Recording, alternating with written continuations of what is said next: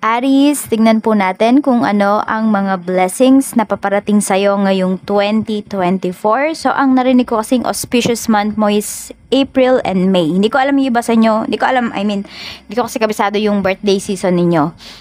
Aries, okay? So, yung iba ko sa inyo, alam ko, yun. Pasok yung April dun sa birthday season ninyo. Tapos yung kanta, ito yung tono. Kanina ko siya naririnig.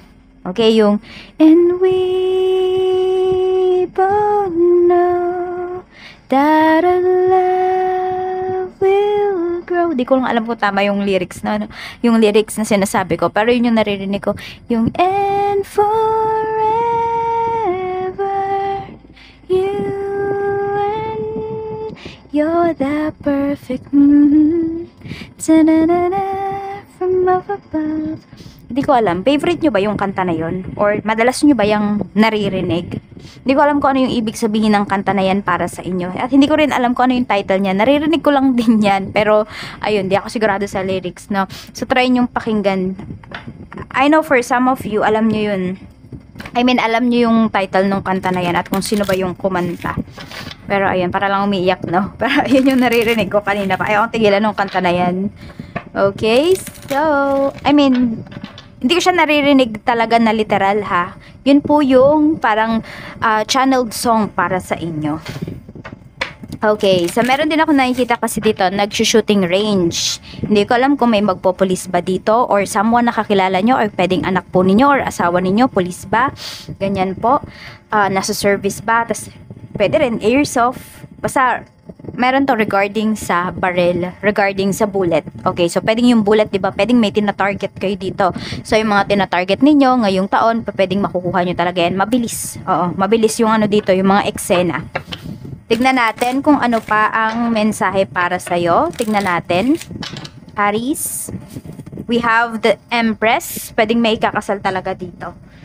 Meron din ako nakikita magpaparito kaya tayong iba sa inyo or may magpapa-enhance yung iba sa inyo. Ayan po, pwedeng meron dito kung hindi naman kayo mabubuntis kasi iba sa inyo, 'di ba? Hindi naman lahat ng nanonood dito ay babae at hindi lang naman lahat ng nanonood dito is pwede pang magbuntis. So, more on nakikita ko dito is pwedeng meron kayong ipapa-enhance or meron kayong babaguhin sa appearance po ninyo ngayong taon na ito. Any gender po 'yan. Okay? So, pwede rin baka may magpa-lipo, pwedeng yung sa, breast augmentation, tapos sa hair, yung iba sa inyo, yan po, pwede.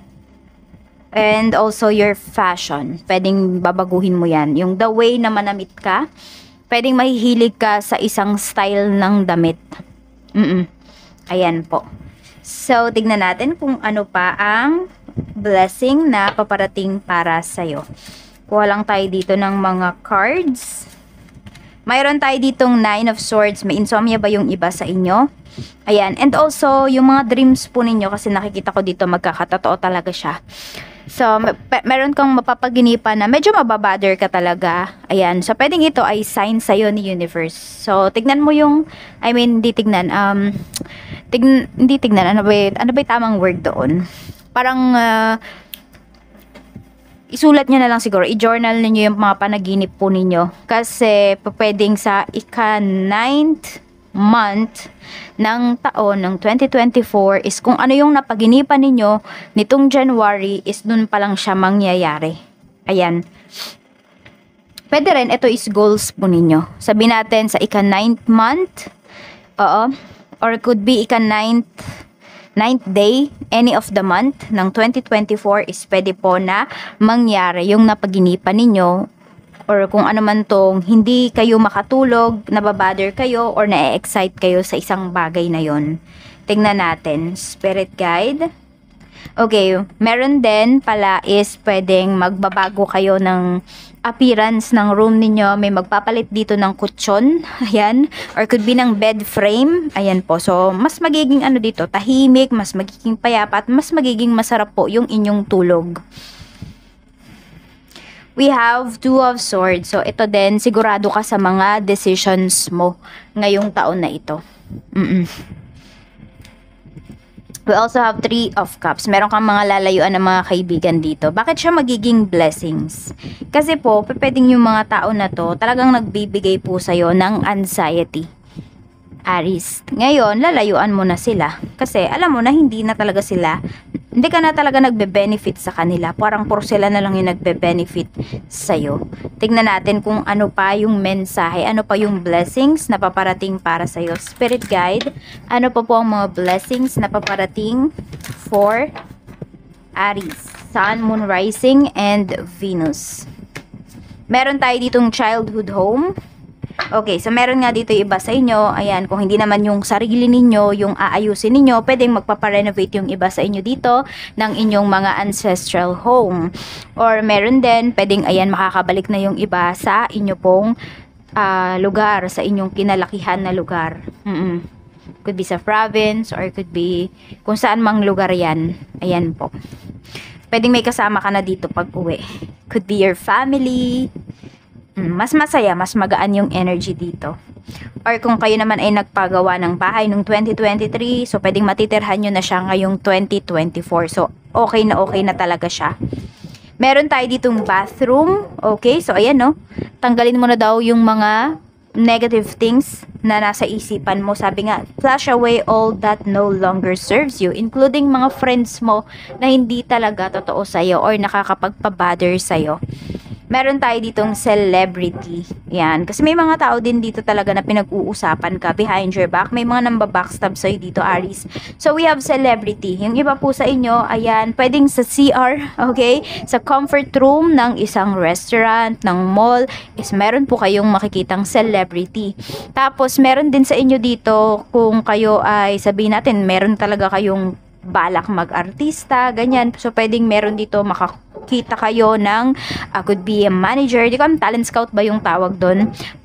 Kailan ko ba yan nabanggit? Parang sa isa sa mga readings ko, nabanggit ko yan eh. So, yan. Hindi ko lang alam kung sa inyo ko ba yung nakita. So, ayun nga po, yung iba sa inyo dito, pwedeng meron kayong chance na maging celebrity. Or pwedeng ma-extra kayo, ganyan, makita yung iba sa inyo sa TV, may mag-interview po sa inyo ngayong taon. Tignan natin, we have internet. Okay, so pwedeng, meron ba dito is vlogger kayo? Meron dito is, ano yung tawag doon?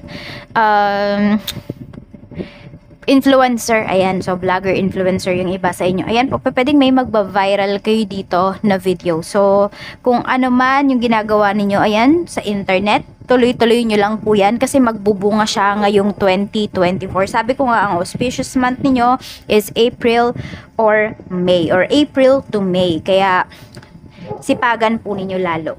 Tignan natin kung ano pa ang mensahe para sa'yo. Spirit guide, tignan natin ano pa po ang mensahe natin. Mayroon tayo ditong playfulness. So, ayan, maging ano kayo dito. Yun nga, iwasan nyo talaga na malungkot, iwasan ninyo na mag-overthink, tapos playful. So, kung ano man po itong ginagawa ninyo is, sinasabi ni universe, mag-enjoy din talaga kayo. Huwag kayo sobrang seryoso, Aries. Tignan natin ano pa yung mensahe para sa'yo. Mensahe pa po natin, we have wondrous universe, walk in beauty. Ayan, meron nga talaga dito pwedeng ma-discover po kayo or magva-viral talaga kayo ngayong 2024. Kaya naman, sipagan po ninyo and give your best and enjoy at the same time sa inyong mga ginagawa. Tignan natin. Ano pa po ang mensahe? I'm starting to understand our connection. So, meron din ditong tao na pwedeng maiintindihan na niya kung ano ba talaga yung impact mo sa life niya. Mas ma-appreciate ka ng taong to. Or pwedeng ikaw to, mas ma-appreciate mo yung sarili mo. At pwedeng uunahin mo na talaga yung iyong sarili. Tignan natin kung ano ba ang advice sa'yo ni universe. Ano po ang advice para kay Aries Spirit Guide? Queen of Pentacles. Mas yayabong, mas maglalago dito yung pera mo ngayong taon. So, ayan, focus ka lang talaga dito sa mga bagay na magbe-benefit ka. Yan po. Laughter is the best therapy. Have some fun together and remember, love is the greatest healer. Ayan po. So, may makaka-recover din dito in terms of your finances. Even sa career ninyo, ayan, pwedeng may ma-promote dito. Pwede rin na, yung iba sa inyo, hindi naman kayo mapopromote, pero pwedeng meron kayong trabaho dito na mapasukan po na malaki yung kikitain ninyo. So, magandang magpasweldo, ibig sabihin. Ayan po. So, medyo magiging lapitin lang kayo dito, Aries, ng mga taong nanghihiram. Kaya siguro wag nyo masyadong i-post kung ano ba yung mga nangyayari sa life ninyo, ano yung mga achievements ninyo. Okay? So, medyo i-keep nyo muna yon kung ano man yung mga achievements ninyo. Kasi syempre, mahirap din naman pag may nag-evil eye sa inyo. Tapos, yun nga, yung iba dito, 'di ba, sisikat, may magba-viral dito sa internet. Kaya naman po ayan, kung kayo ay abala sa inyong mga reels, sa inyong mga ano ba, Facebook pages, sa inyong mga social media accounts, ituloy-tuloy nyo po yan kasi meron po talaga kayong mabe-benefit dyan. So, ayan lang po.